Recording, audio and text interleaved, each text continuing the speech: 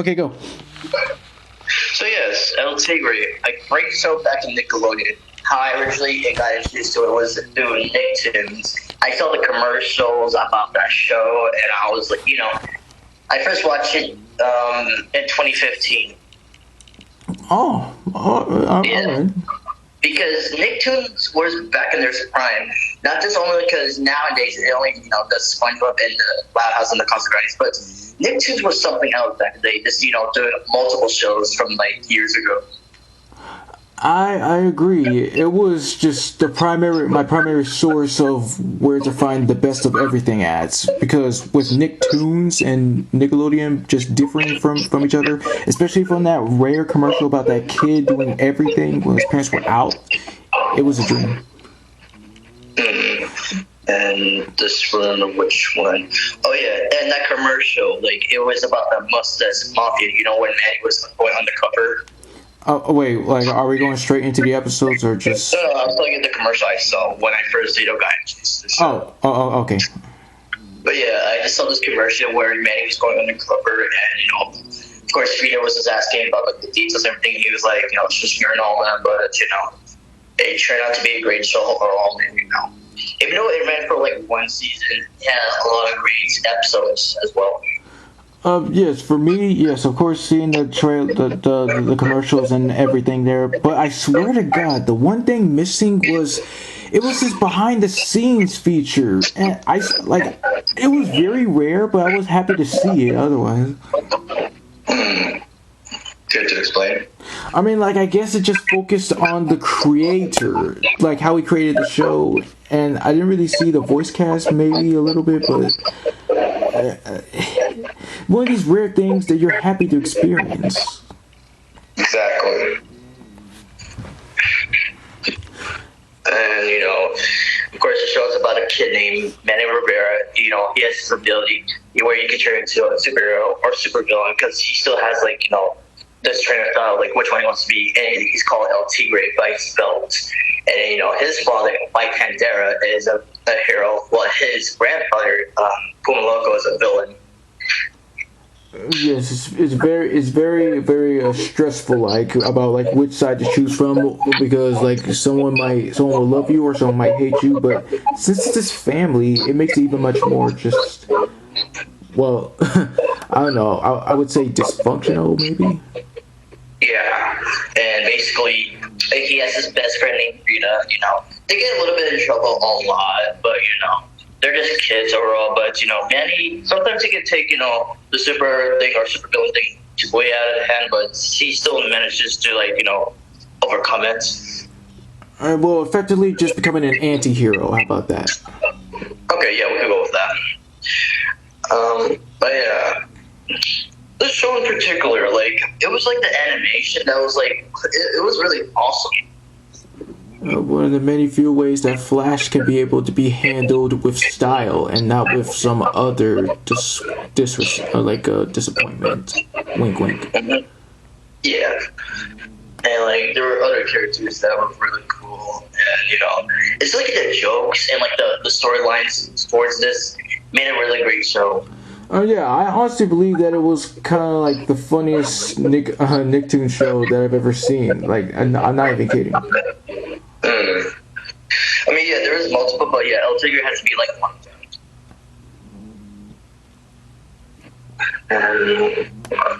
I mean, let's see here. What else can you? I mean, yeah, I just remember I believe, yeah, while it was still airing on Nicktoons, after getting back from school or anything like that, just a Saturday morning, just watching it on a regular basis, basically. And yes, I was, of course, I used to think this all the time. I was led to believe that this is my all-time favorite show on Nickelodeon, and it wasn't until where the Nickelodeon Ninja Turtles came around, and, well, I still put it as number one. Of course, my number one is Danny Phantom, but, we still have great bands here and there, but, yeah, my opinion about, yeah, it should have ran for another season because there was so much going on. There were so many stories to this, so many character developments here and there. I wish there was more of this. I did too. Yeah. Okay. And if you were predicting it, like, how many seasons do you think it would go for if you had to choose? It could have gone for 2, like I'm saying. Like, yeah, that's what I really do believe. For me, I was gonna say 3, but I think 2 is a reasonable number. Like, any funny jokes you remember from the show? Let's see. What is a good one? Like, one of my all-time favorite jokes is with Pomo Loco. Basically, White Panther spit coffee in his face, and he was like, "You will pay." On my dry cleaning, of course. Right. Yes. It's so dramatic when he said that. Yeah, we'll get to there when we get there to explain why. And let's see other ones. What other good ones were there? I'm just trying to. I guess whenever White Panther says, "Okay, be good," like it's so cool. Right. And yeah, pretty much from my story. I can't really think. I guess any time where no I can't because I'm saving for that. What about El Oso's like funny moments? I'm still saving that for for another section. And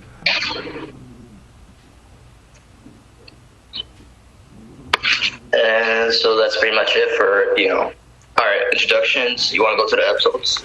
All right then, go on ahead. Okay, for episodes, I'll let you go first since you have only one currently.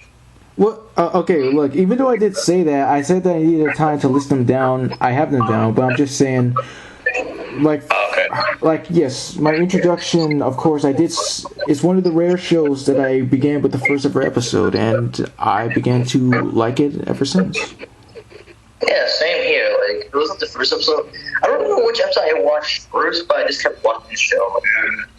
What do you call it? I'll just say my list. Okay, so for first, I put no boots, no belt, no burro.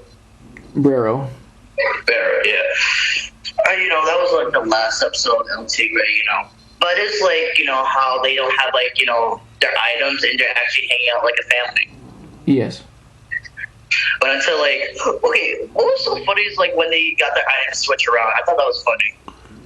It was a cool concept. I like it, that change of that dynamic. Mm-hmm. And of course, getting all the villains defeated and all that. It was pretty extreme.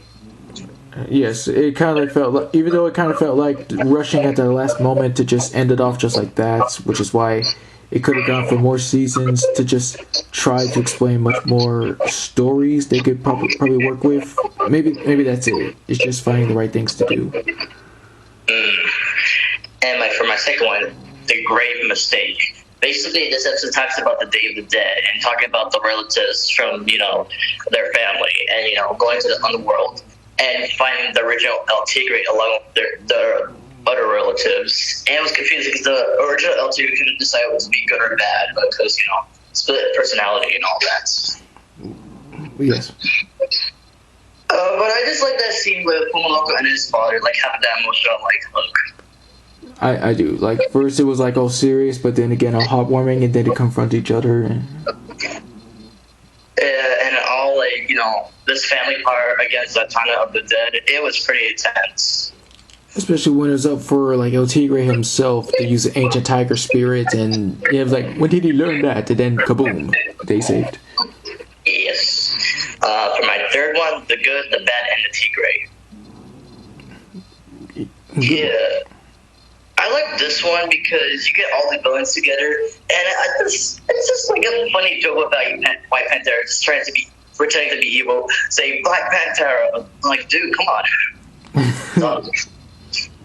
I just like the fights against the villains, against El Tigre and the other characters. But Manny just still deciding and it was a plot twist a little bit, when he was training out with his family, But it was good at the end. And then we get introduced to Zatanna of the Dead's nephew. Right. Yes. Yeah, you remember his name? Yeah, Django of the Dead. Yeah. What do you thought of his character? Okay, and like I wouldn't really say that's a twist because like we just see it coming, but he was a decent villain. Oh, my mistake. I said nephew. It's actually grandson. My fault. Oh, yeah, that's right. Yeah. But overall, that episode was pretty cool. Intense fighting here and there. It was like amazing. Oh no, go ahead. No, you go. I especially like that fight scene with El Tigre with El Malverde. Right, yeah. I mean, like it shocked the mess out of me too. And wearing pink underwear, and then him just yelling at him. and saying like they were a gift. Yeah. Like any funny moments from that episode? Right. Yes. It's like when It was like when El Tigre kind of like tricked Django into shaking his hand, and that gave him the advantage to try to save his family. But when Django tried to like slice at him, he just falls into the lava. I just always find that funny. He would just shing and be like, ah! And then, sorry about Django. Don't worry, he's a fast healer. Legit. And let's see here. Number 4, I put sticking badges. You remember that episode? I do. Yeah, I've practically seen like every episode. Me as well. Basically, Frida wants to try to prove to her dad that she can be very useful and all that, just trying to be, because in her mind she thought he was not her favorite because, of her 2 older sisters, just always doing crime.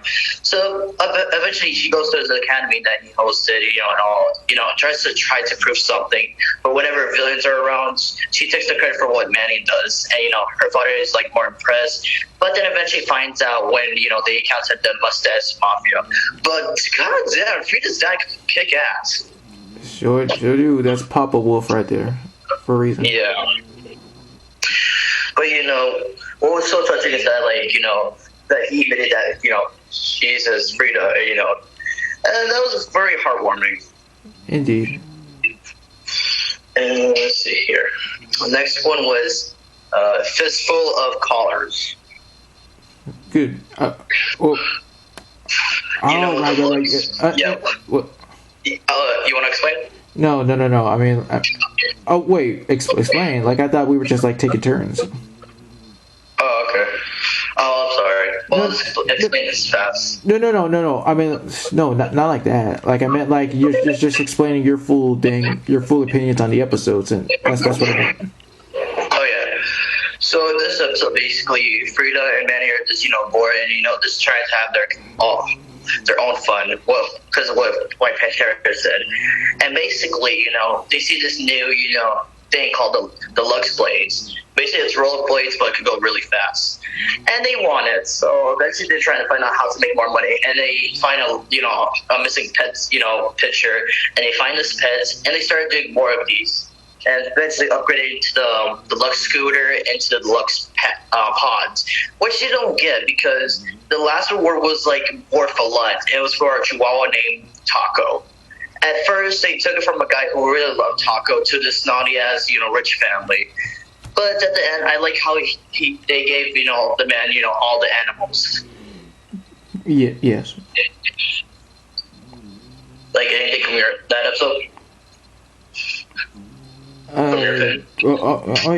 I'm thinking. I mean, like, when they got the roller skates, I always found it cool with Manny like bumping to the music, and that fight with when they first tried to look for Taco, he fought off those bandits and like, "Die! I speak Mediterranean" or something like that.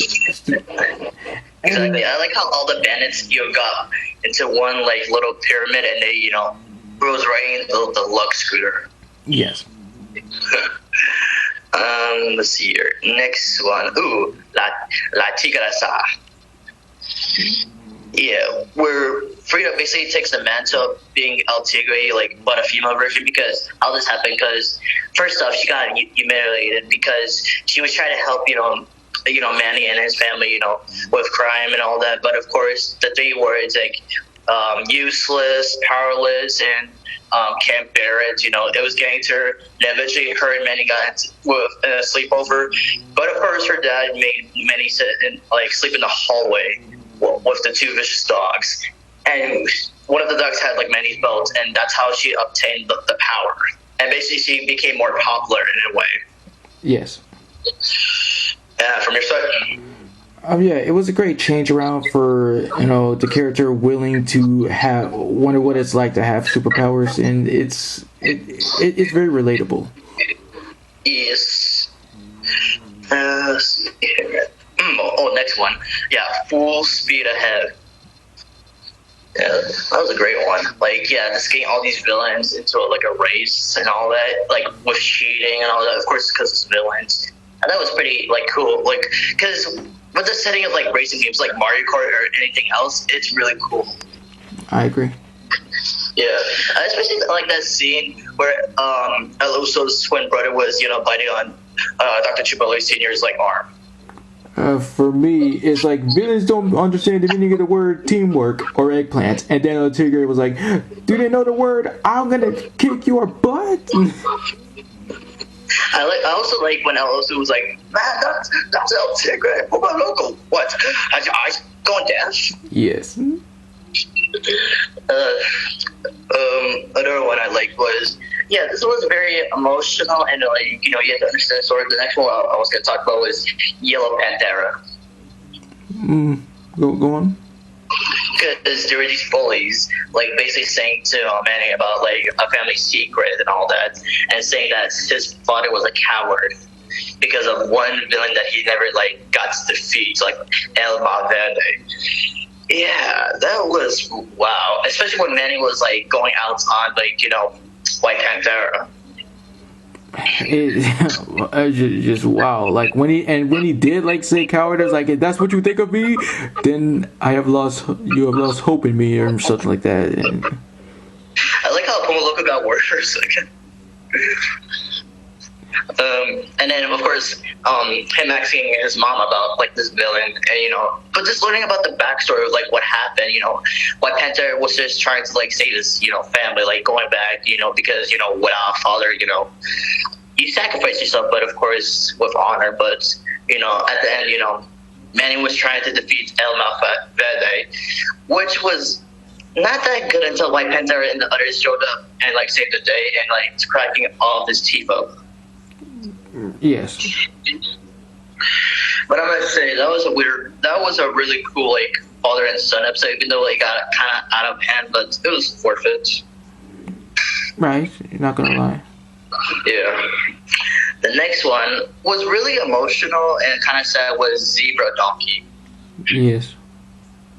Of course, Manny won this raffle about who gets to keep the Zebra Donkey for spring break. Of course, he won. But of course, zebra donkeys are poison. Bananas are poisonous to zebra donkeys, and then they died. But they wanted to bring him back because if they didn't bring the zebra donkey back, then of course he would get in trouble. So basically, Frida distracted Sardana out of the dead, while Manny gets her guitar, bringing back the zebra donkey. Your thoughts about the episode? Yes, what you said, it's very very emotional that he died twice, but since he's a zombie now and everything's all cool for now. And for my last one, for number 10, it was kind of hard with this one, but I went with it. It was Ay Caramba. You remember that episode? Oh, of course, I have seen every episode. Yeah.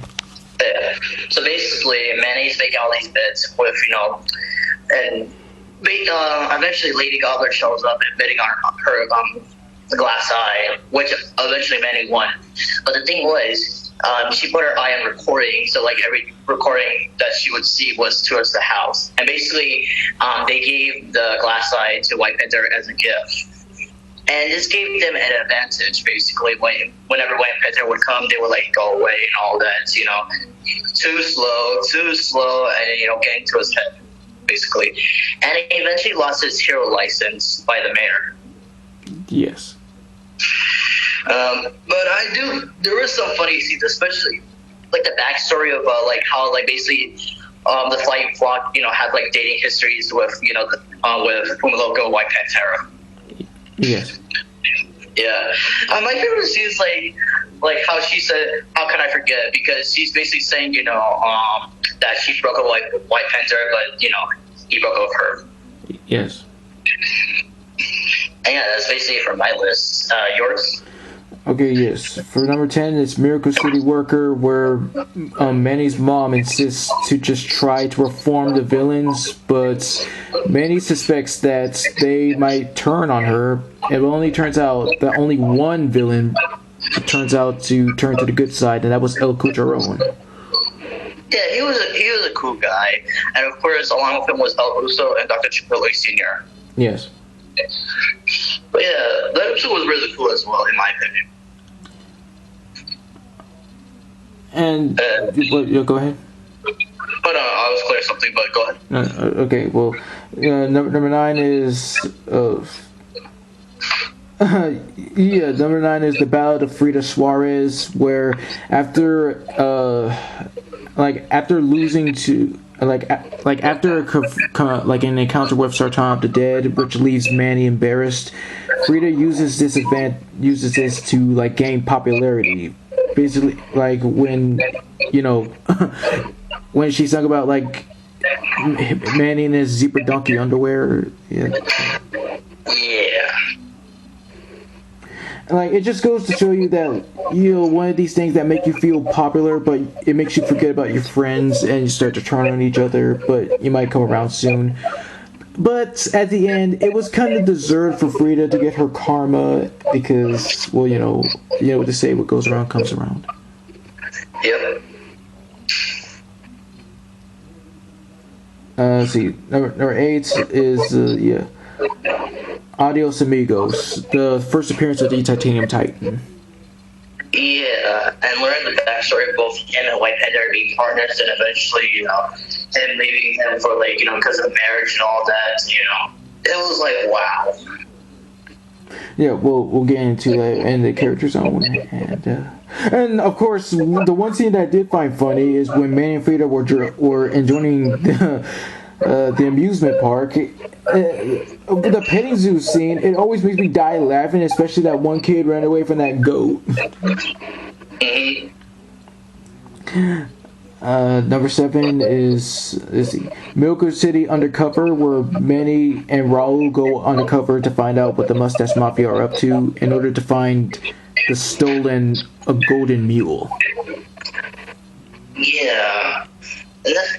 Going back to that commercial I first watched about. I mean the mace, the stolen golden mace. It was a mace, right? Okay, but yeah, going back to that, with Manny and Raul, that was a cool episode in my opinion. Yes, it was. Especially when Raul made a return in one of the other episodes. Oh wait, you mean the one where with his girlfriend is a unibrow attached to this? Yeah. Let's see. Yeah, number 6 is the Grave Escape, which you basically explained. But did you learn anything from that? So for me, I kind of learned about what Day of the Dead was, because eventually that will help me for Spanish classes. Well, yes. Even while I was Spanish class, I was just thinking about that, and it's just really cool to see the Riveras all together. That's what I liked about it. Exactly. Number 5 is the Cuervo Project / Golden Eagle Twins. The first one is, I mean, there's no kidding about to figure out if Zoe is actually Black Cuervo, which is, well, yeah, she is, but it turns out that it was only her. It was Lady Goblin in disguise. Yes. And I'll be back. Fine. Okay, so you explained the episode, we were explaining Black Cuervo, and your next one? Yes, the Golden Eagle Twins, the episode after it. It focuses around, of course, these pair of superhero brother and sister who are so beloved by the town, since they are beloved so much, they can just get away with anything. Until, of course, yes, Manny catches on to this, and they find their true intentions and try to fight them, which they do, and still the city still just loves them from there. And even though I might hate this, I was so blind about not to catch on to this, I still do enjoy it. Like, you do want to hate them because that's a very crappy thing to do to people, but yeah. I like that scene with El Uso, though. He legit just turned himself in, and he got his eyes autographed.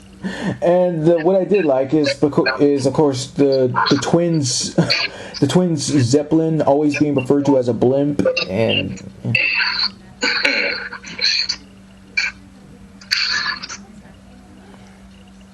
All right, to your next one. Yes, La Tigresa, just like you. And you want to explain more, or is it? Well, no, it's fine. All right, next. Yes, no belt, no boots, no barrow. Like, I already get my opinion, but you want to explain more about yours? Well, yes, that feeling of it's a very Spider-Man 2 type of deal, knowing how it is to just try to be normal, but then when you just jump back into action, you still manage to get it. And of course, I did say that the switch around was really nice, and how they gathered up all the villains in one fell swoop, and Yep, that was. Although it was a great ending, it was like also a sad one because, of course, the last episode. yes. Okay, the second is Soul of a Hero / Night of the Living Guacamole, my first ever episodes. Focusing around with, yes, about White Pantera, how he deals with crime, saying that although he may be retired from it, he will still manage to jump back into it. So semi-retired, but Manny takes his boots and just uses them for like joyride until White Pantera thinks that he's useless and gives up being a superhero up until he finds that he's not too old to fight evil. It's just, well, you know, Manny taking it just because he thought it would be cool. He thought it would be real cool, but I guess he forgot how to use it because in the last episode he got him again. Right, yes. And Manny.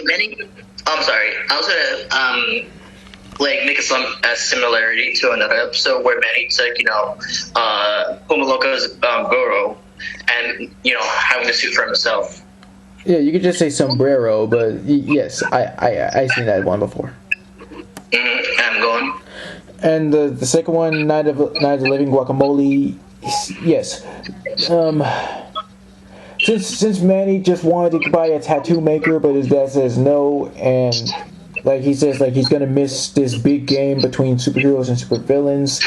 So, in order to get some guacamole that's White Pantera and Pumaloco needs, Manny decides to just take it, but it's all just to get the tattoo, the laser tattoo.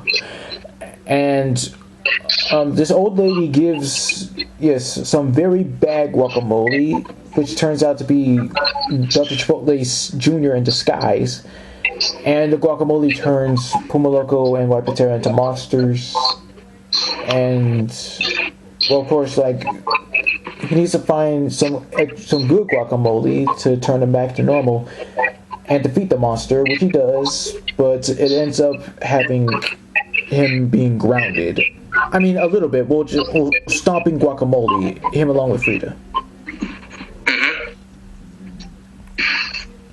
And of course, number one is, yes, The Good, the Bad, and El Tigre. It had to be like the best episode ever. Everything that you said, the battle with El Tigre and Django.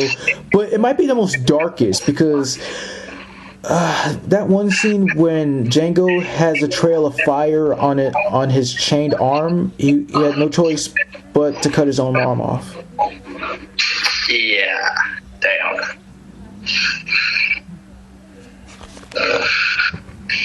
But overall, I agree with your opinion. Like I explained mine before, but it has to be one of the best.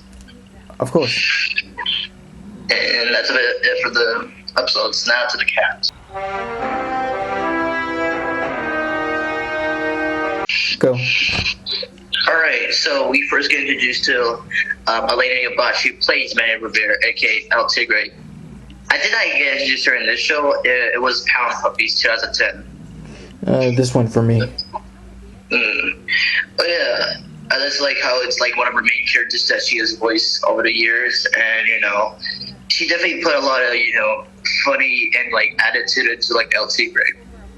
I do too. Like, she was one of the many few ones to actually pull off a male voice, and I found it passable because I didn't expect, again, like, I thought it was an actual kid playing him, but yeah, pull it off pretty well. Yeah, other characters that she has played, like, the episode Fistful of Callers. She played that rich mother with the lust pods. That was saying, that they didn't want the dog anymore, but let's see here. I know she voiced multiple other characters, like, she also voiced the gym teacher one time, along with Great Delisle. But yeah, I gotta say her voice talent. It's really good. Yeah, yes, aside from El Tigre, yes. Liz Allen from Spectacular Spider-Man, Lola Boa from Brandy and Mr. Whiskers.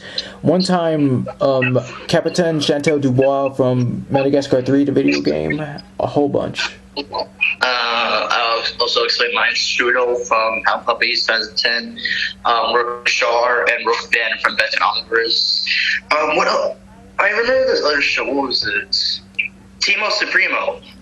Yes, she was two halves of Timo Supremo, playing both Skate Lad and Rope Girl.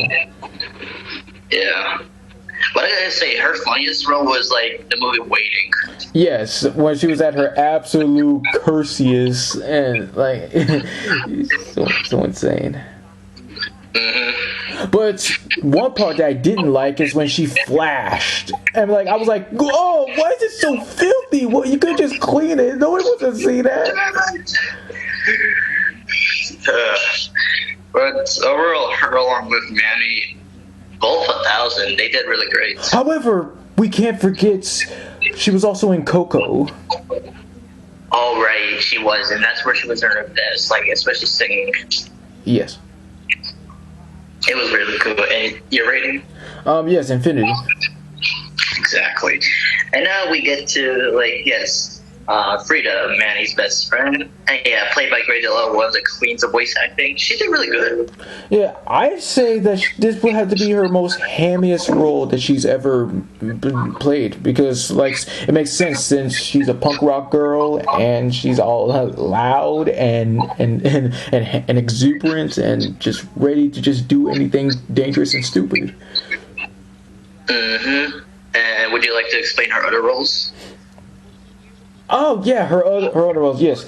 Of the Flock of Fury, she is the mother of Voltura. El Voltura. Yeah, with her character, we did explain this. I find it funny where she just brings up her past with Black Panther. That's what I like.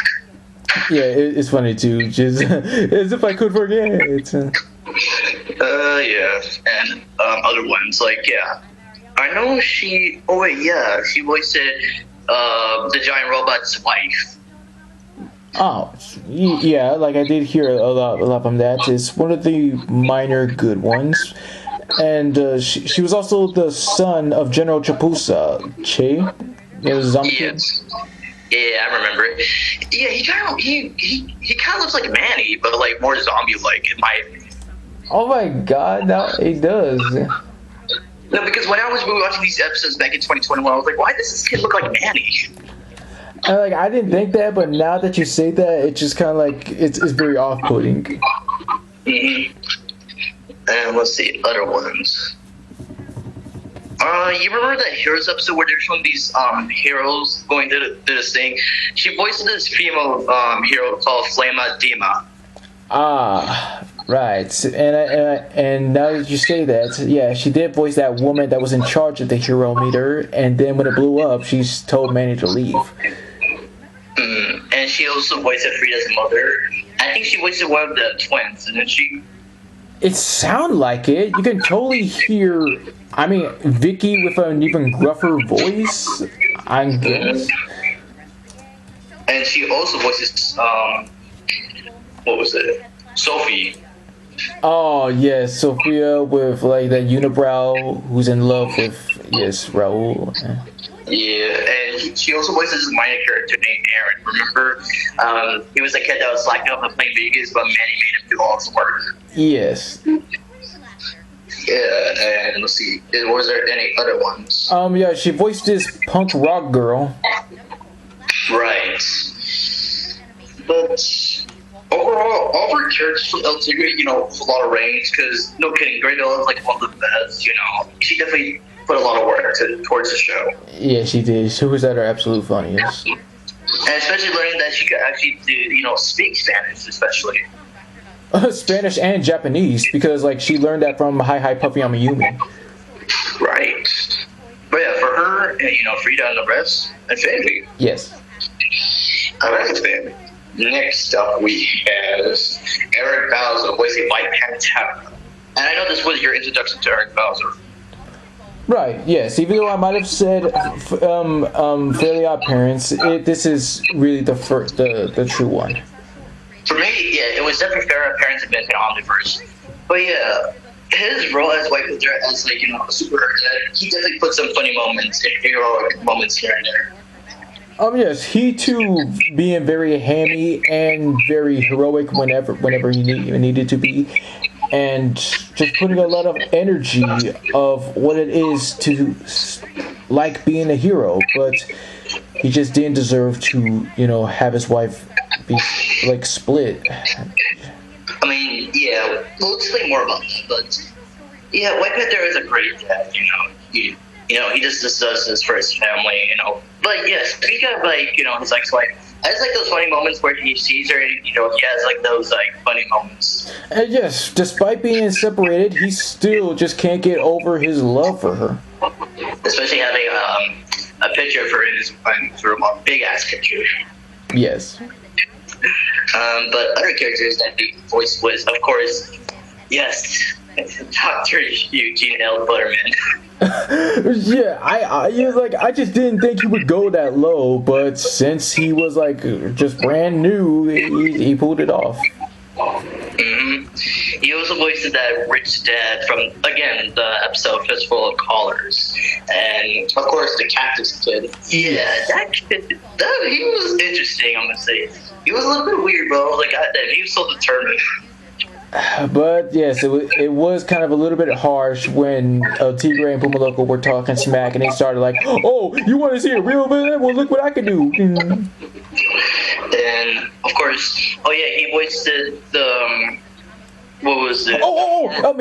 He voiced like that kid Toshiro who turns into this cyber sumo. I do remember that. I was gonna mention him, but yes, that kid. Yeah, he was very nice, but of course, then like a little bit pressuring, but hey, that's what you get. And I was very surprised who voiced his father, but we'll get to that. Yes. But yeah, I was about to mention that he also voiced the former principal of the school. Oh yeah, but when he said, well, yeah, I do remember the nice one, but I could have sworn that Chakal said that he was like not here or he got transferred or something. I mean, eventually he could have got back. He could have, but we didn't see him afterwards. Let's see. Of course, yeah, Smash him. Yeah, Giant Robot Sanchez. What do you thought? I was like, oh, okay. Like, it's really cool that the villain is a giant robot. It's alright. That's what I thought. Let's see. Yes. Was there other ones? Let's see. Just trying to remember if there were other ones. Okay, let's see. Do you remember any ones from Eric? I mean, like I'm doing it right now. Just going to go back here. But that's just really like all I know from him. Let's see here. Oh, remember Manny's pet, Chewie? Oh, no way. There's no effing... Yeah, I was shocked that was Eric Bowser as well. Yeah, but I gotta say, Eric Bowser started from the bottom, now he's at the top, over the years, developing with his voice acting. And, now look at him. He's like one of the best ones. No doubt. Yeah. For him, infinity. Yes. Alright, now we get to the crazy grandpa, Omonoko, voiced by Carlos Alzrock. I was really shocked this was him when I was doing research years ago. How so? No, because I didn't suspect him to do this kind of like crazy grandpa voice. I like it. I do too. Yeah. But yeah, just him being a villain and all that, He does have his moments with Manny and White Panther, but, he does what he does, But still remaining a caring man that cares about his son and grandson, like you.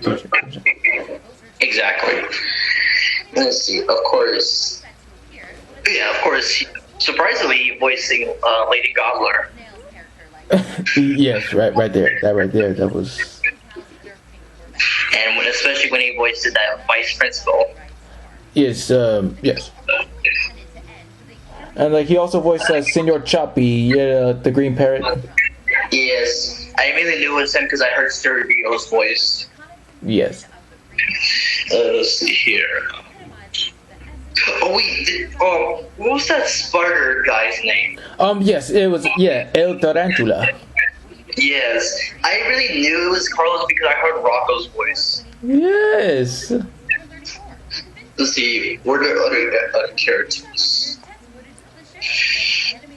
I know he voiced it part of the Mustache Mom. And let's see. He also voiced that bully that was telling about the story about White Panther being in the tower. Right. And any more from you? That's it. Oh yeah, he played that ticket vendor. Remember when Manny was telling him he was El Tigre? He was like, "Yes, I am the manager." Actually, that was Richard Stephen Horvitz. Really? Yeah. Oh wait, no, the one you're talking about by Richard. He played the movie theater assistant manager. What? That's the same. Like when you said yes, and I heard. Carlos also played a ticket vendor in another episode. Well, you could have just said that. I was just clearing it up, but it's alright. But I gotta say, Carlos did have some surprising roles, especially from this show. Like, his range going up and down here, it was really cool. Yes. No. And yeah, Infinity. Agreed. Alright, next up we have April Stewart. Yeah, it took me a while because since I did get introduced to her in South Park and knowing that, whoa, no way. So yes, being the most sweet and gentle character out of the whole show, even though she might have her panic attacks. Yeah, that's why she divorced White Panther, because she was okay at first with being a hero, but it was like when he got hurt that she started like freaking out. Yes. And, of course, she making a return and, just now being the librarian of Manny's school. Well, yeah, one way to get closer to your kid, that's good. But yeah, I first got introduced to her through a regular show. Yeah, Susan. So, Susan. And your introduction? Oh, I did say South Park. Oh, okay. But yeah, what found it interesting is just learning in her old days that she used to be a superheroine herself with that glove that turns her into Plata Peligrosa. Yep. But the glove, took control of her, very much, out of control. Yes. And also mentioning other works that because she was also great in Danny Phantom, voicing Pandora, yeah. Yeah. I'm sorry. Miss Marvel, Jimmy Ray. What other works? Bloody Mary. Yes, there was. Let's see who else was it? She was also over in X-Men, where she voiced Black Queen. Yeah. And Dead or Alive. Yeah. Yes. The Wicks Club. Rainy Cunningham, Legend of Korra, and pretty much, anything, I was really. Oh yeah, she was in the Lighthouse. Yes. Yeah, she voiced a mom from the birthday party that was saying that she went hired Lincoln and voicing that guy looking at her. Yes, in the episode where like Lola and Lana. I remember. But yeah, her character Maria, she did awesome. Honestly, even though she can freak out, she's just a caring mother, and I give her affinity. She pulled it off. She's just like a more nicer version of Sharon Marsh in a way. But yeah. But yes. Next up, Susan Silo. Yes, my introduction to her, she was deliciously evil as Sartana of the Dead. For me, how I got introduced to her was through Curious George. Ooh, good one. Yeah. But her villain, okay, when I first was watching the episodes back then, I thought that was Cree Summer, to be honest. Yeah, I could hear a little bit of that. I don't blame you. Yeah, but her performance as a Sartana of the Dead, she was tricky, she was mostly evil, yes. And, you know, I just like the personality of her, and, oh, remember that episode with her and Kumaloka were getting married? Yes. Oh, damn. But she's the top one villain. Well, yes, said to be the most dangerous villain in all of Miracle City. Mm-hmm. Of course, she was also in Juniper Lee. Shaolin Showdown. Of course, which is funny because in the Canadian version, Cree Summer took over her character. Oh. Because, yeah, similar voices and all that. Let's see here. What other ones where she was? That I can remember from. Oh, yes, Darkwing Duck, right. Yeah, she played the, we call it the fish hero. If you can remember. I'm not really sure. Okay. But, yeah, for her, along with Satana of the Dead, I give both of them 1,000. Really great work. Yep, I'll take your word. Like, I just only like the sound effect when she drums her guitar. Yeah. Also, do that. Yes. Apparently, I got the characters confused. I originally thought El Oso's nationality was wrong, but it turns out it was Senor Sinestro. I just remember right now. It says that he's actually Italian, and he actually uses a Texan accent when he's in the suit. Yeah. Okay. Honest mistake. That's okay. Alright, let's go back online.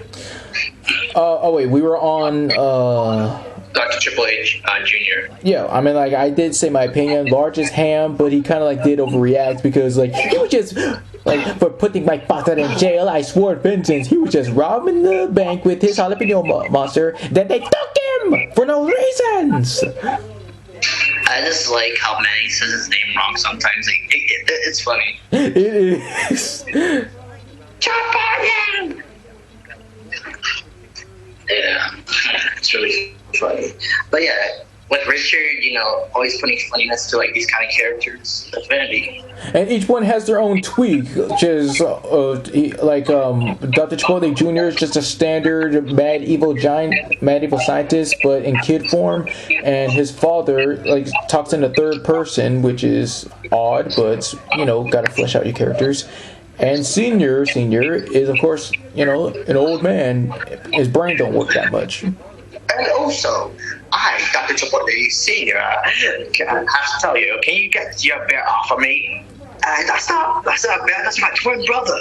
And like, it was so kind of a little bit funny that he's allergic to churros when Dr. Chipotle Senior was going to be sick, and then Frida beats it to him, and he's like...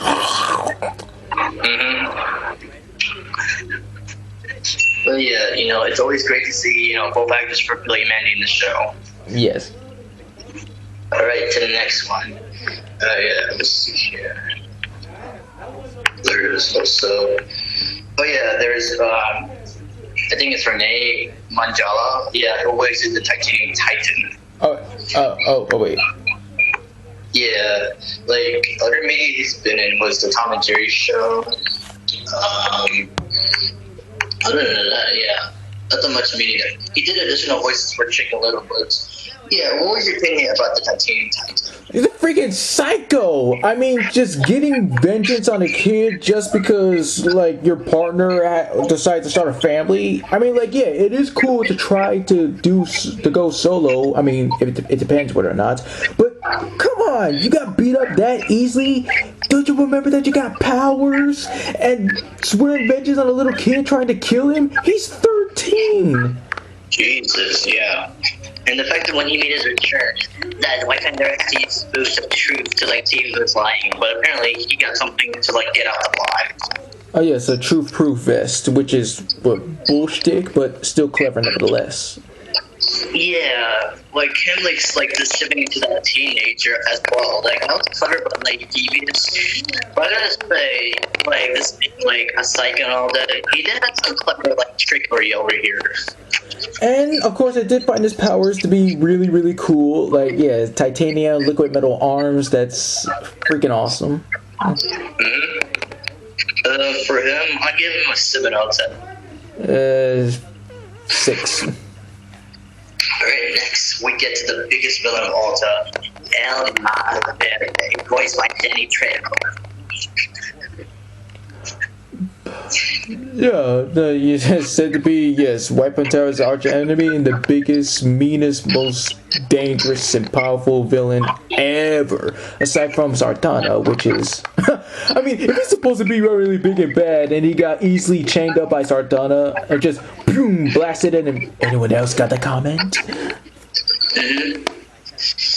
But yeah, really cool to find out it's Danny Trejo, and like, you know, he definitely put much effort into his character, especially his funny moments, especially what we mentioned earlier about his underwear. Yeah. But yeah, for him, I'll give him a solid 10 out of 10. Me too. Oh wait, we forgot about a certain somebody. Mm-hmm. CM. CM. The one that you thought was what? What? The one that you said that you got confused with Sartana? Candy Milo. Yes. Wait, I said pre-summer though. Well, I mean, I thought you said you first got confused with like Candy Milo voice version there. No, I said pre-summer. Oh, dang. Because when I was rewatching the episodes, I did say like I thought it sounded like pre-summer. Oh, my fault. No, it's alright, but Kenny Milo voicing Black Cuervo, like, explain first. Yes, I mean, first starting out as, you know, Frida's rival that just, you know, makes her life a freaking misery, but up until that she refused to invite her to her party, which, like, why? I mean, of course, if you're being a D to somebody, you don't expect to just try, like, they're gonna, like, forgive you and then, like, anything like that. But yeah, she's one of like the best villains in the show. Like, a dark equal to El Tigre, which dark equal and a possible sort of love interest every now and then. But yeah, she has her moments of hilarity. Hey, we're recording? Live. Okay, so yes, next actor we're talking about is one of the great legends, John DiMaggio as El Uso. Yes. Yeah, it was really shocking that he's actually Italian. Yeah, and if I recall correctly, I'm pretty sure that somebody didn't really do their research quite well, because I think it said somewhere that okay, so I'm looking. I guess not, because you might not know what the internet might do. Yeah. But of course, you know, this has to be one of Johnny DiMaggio's like funniest characters, especially with the voice. I agree. Yes, I do like the, verbal tick of him ending his sentences with Mang. Oh man. Yeah. Of course, other characters, he did a voice. Yes, the mayor. Yes, also voicing. Oh yeah, the zombie general. Yeah, General Chapuza. Yeah, I know he. Oh yeah, he voiced the Dark Leopard. Oh yes, the relatives. Mm-hmm. And you know what more do you remember? I do know that he was like the TV the TV announcer in the Golden Eagle Twins, and He also voiced this robot hero. Remember from the Heroes episode? That was crazy. Yeah, but you know, with John DiMaggio's talent towards this show, it was really great. You know, putting a lot of dedication. Especially when I got surprised when he voiced the mayor. Me too. Yeah, and for him, yeah, Infinity, he just surprises me every time. Yes, me too.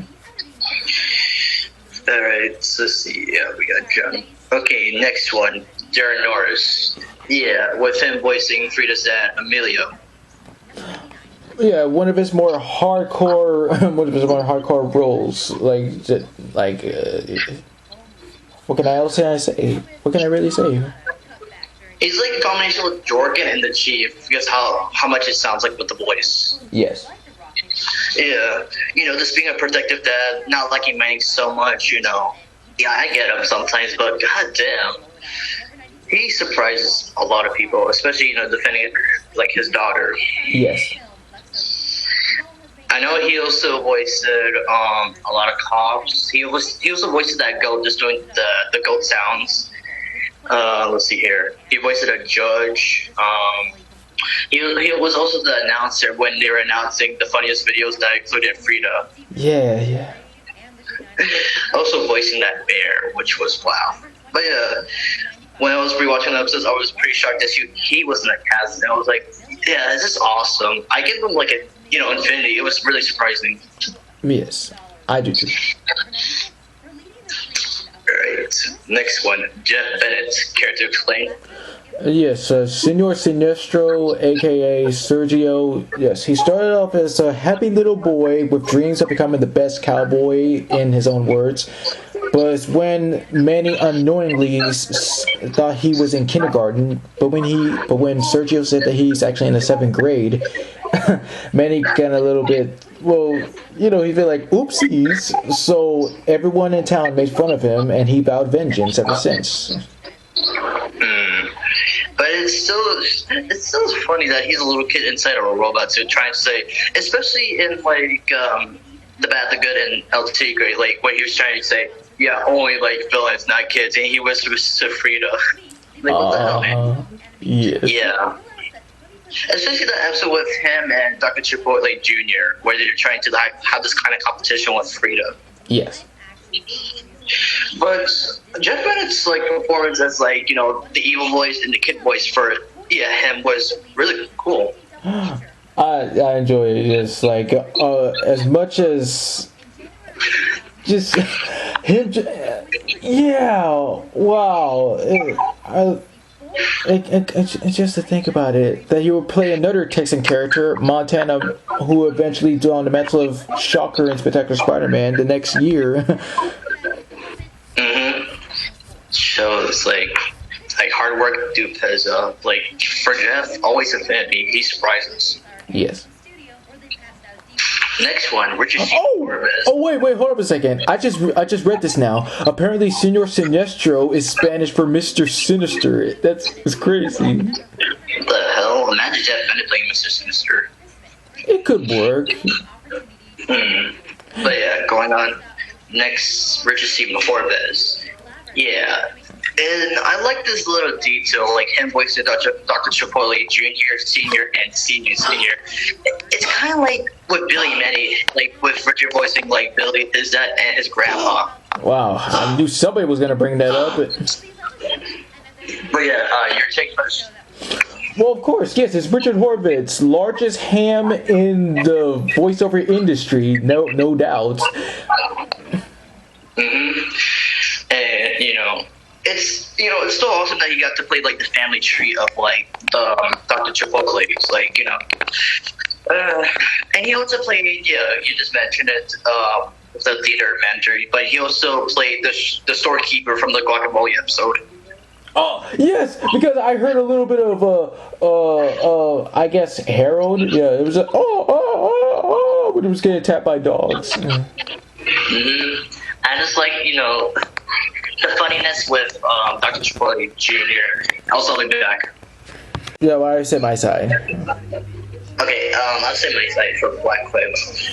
Yeah, they're starting as a student from Manny's school until we find out that she was actually a supervillain and part of the Flying Flock. And, The Flock of Fury. Oh, sorry. My fault. That's funny. Learning that her whole family has bad history with White Panther and Homeworker, as we said before. But I just hate when she goes back and forth with Manny saying, "Oh, I love you, I hate you, I love you, I hate you."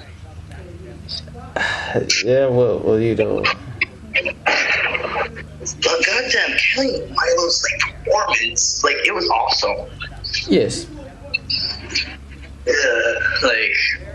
Top notch. I give her 10 out of 10. Infinity. Cool. Let's see here.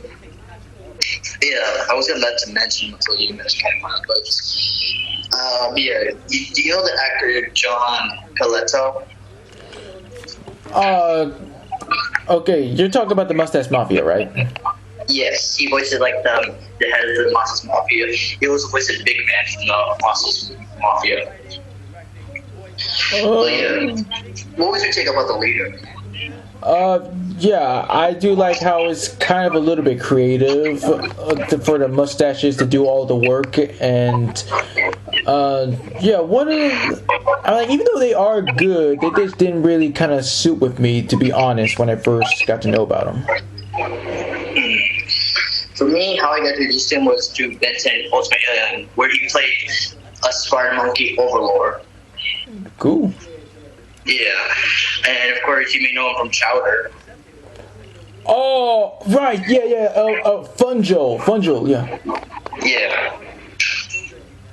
Yeah, but it's sad that he passed away in 2016.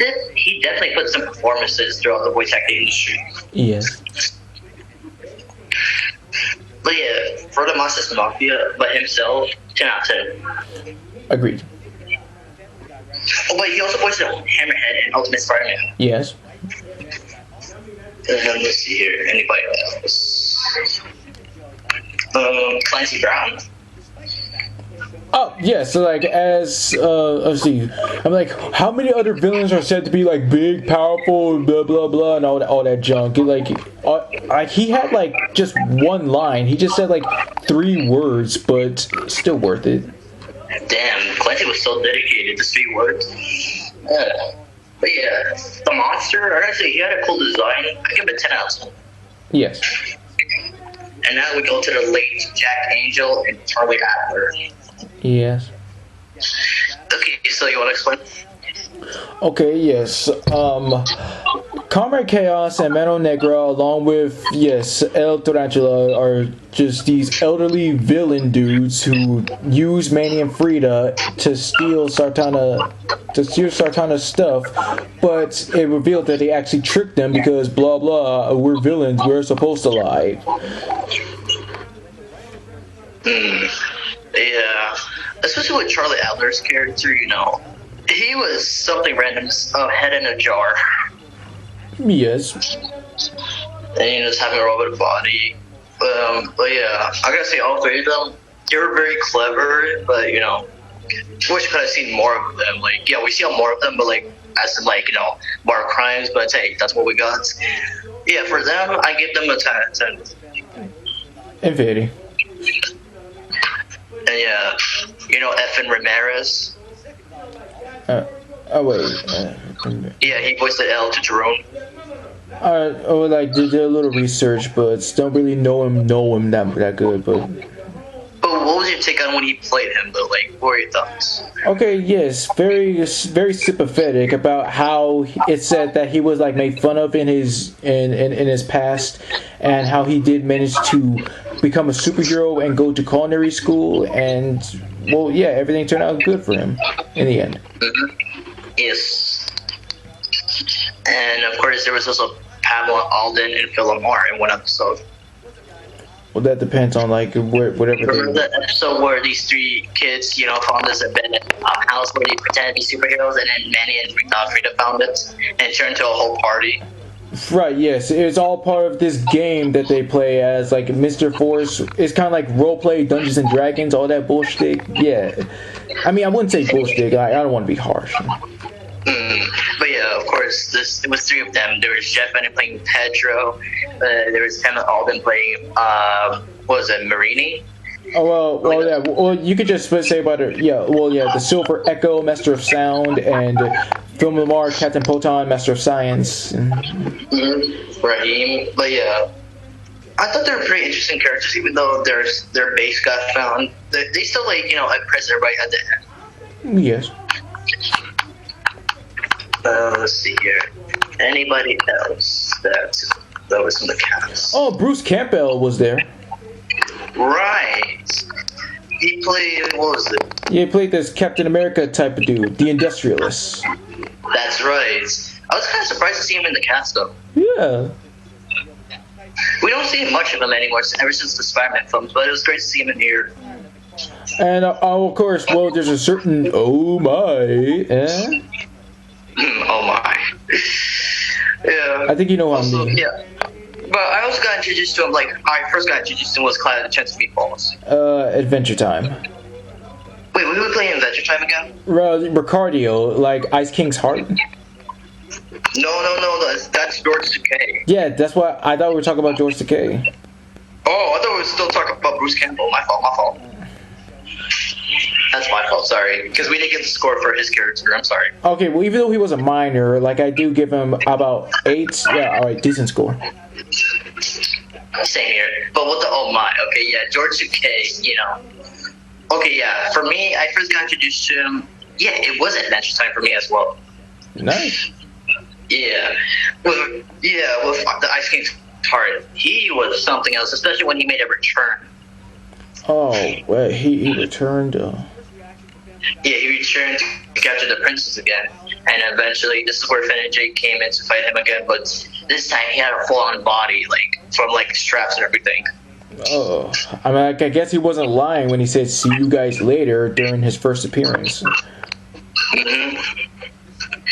But yeah, it was surprising when he played his father, and George has like a really nice voice. I say yes. Yeah, oh my.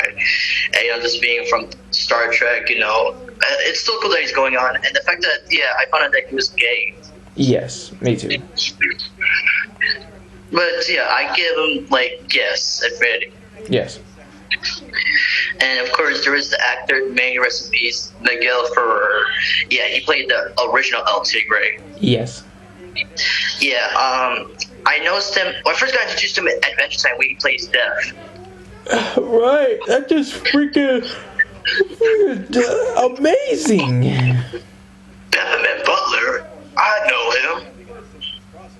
But yeah, he was also in Ben 10. He was in Spectacular Spider-Man where he plays Silvermane. Right, Iron Man 3, and he was Martian Manhunter one time. Rio 2. Deathstroke. Yes, Sinestro from, what was it, the Batman. He played the villain from Mulan. Villain from Mulan. Oh, yeah, Shang-Chi, or that people say that he's one of the most forgettable ones. So yeah, Aquaman and Superman the animated series.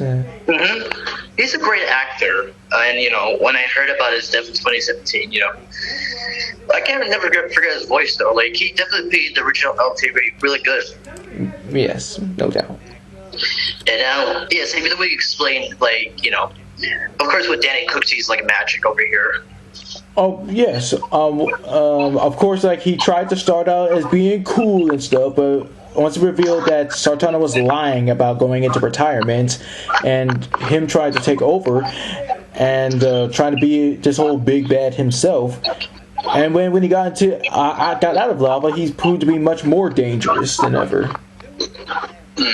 Yes. Overall score? I like Infinity because I always die laughing. This is my second favorite part of the freaking episode, where he's like, "No, remember, I have my own mystic guitar," and then, whoop, well, that was stupid. Same here. And now let's get to our final results. Let me just. Yeah. No, wait. Yeah, go ahead. Oh, wait. Final results about the show overall. Yeah, like, can you wait for a second? I have to fix my mic. Okay. But yeah, now we can go to the final results about the show. I go. Yeah. Alright, go ahead, since you watched the show first. Yes, like I said before, it is like my number one show from Nickelodeon and or Nicktoons, whichever comes first. It does handle all the... Yes, unlike Teen Titans, it handles both action and comedy even much more better. And...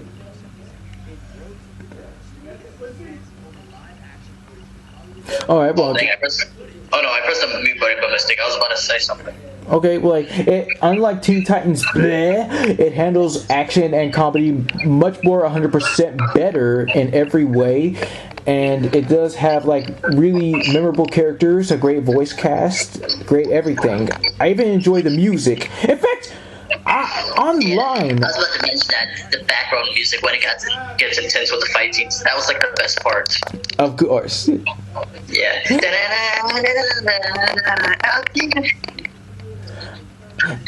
And let's see, like many different prices. Yes, playing the games online from like Nickelodeon or Nicktoons websites. I always enjoy playing The Good, the Bad, and El Tigre, and what was it? Milk City Meltdown. Yes, all that was freaking epic as fudge. Exactly. And for my score, I'm so glad that I got introduced to the show. It was something else. Nicktoons was definitely loaded with a lot of stuff that you think. Couldn't say it better myself. Mm-hmm. And this Infinity, I just wish it would run more seasons, new characters, but hey, we got what we got. It was just a member show from Nickelodeon. No doubt. Mm-hmm. Yeah, that's about it.